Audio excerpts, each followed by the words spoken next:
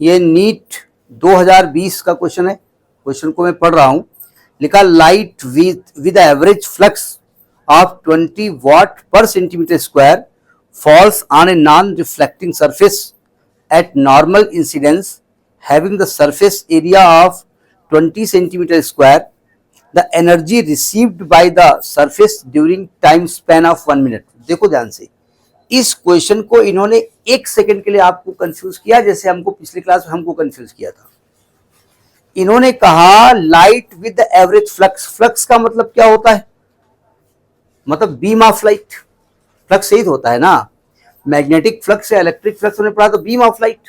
तो यानी कि बीम ऑफ लाइट गिर रही है। फ्लक्स का मतलब बीम, बहुत सारी उसमें लाइट वेव्स हैं, और वो बीम दी है 20 वाट पर सेंटीमीटर स्क्वायर।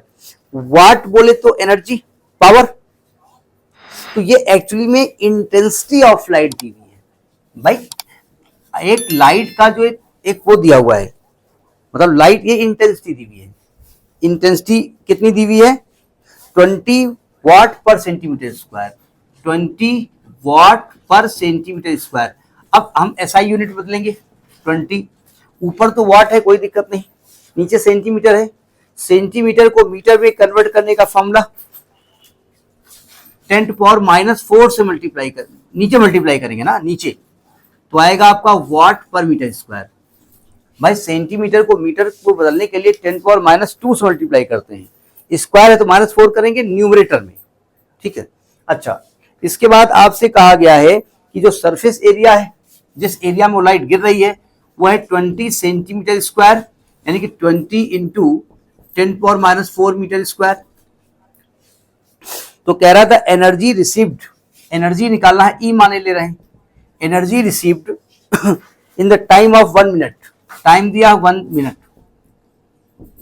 इंटेंसिटी का फॉर्म का मतलब क्या होता है?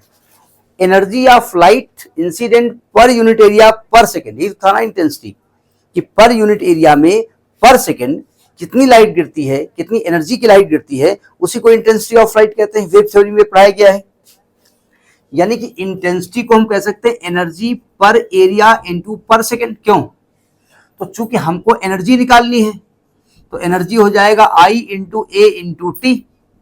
आई दिया गया है आपका 20 अपान 10⁻⁴, ए दिया है 20 इंटू 10⁻⁴ इंटू टी दिया है 60। ये कैंसिल हो जाएगा, तो 2 दूनी 4, 24, 24 1 2 3, 24,000 जूल। आंसर बड़ा लंबा आ रहा है, यही आ रहा है क्या? हाँ, 24 इंटू 10⁻3। समझ में आई बात नहीं है? वैसे ये method of writing answer is wrong.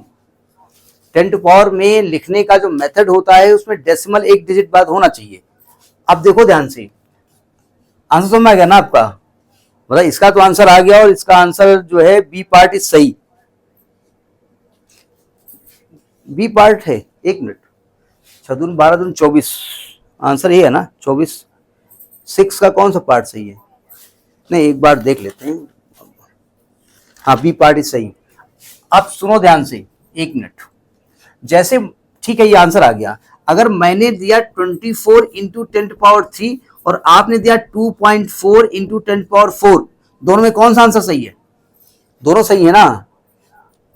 लेकिन मैथमेटिक्स कहती है कि ये आंसर सही है, ठीक है। अब आपको हम तो बायोलॉजी वाले हैं, हमें मैथ से का मतलब है, वो एक अलग की बात है, आप ना लगाओ। लेकिन अगर दोनों ऑप्शन दिए होंगे तो this is the correct answer, ठीक है। क्योंकि यहाँ दिया है तो कोई बात नहीं है। तो ये नीट 2020 का क्वेश्चन है, ठीक है।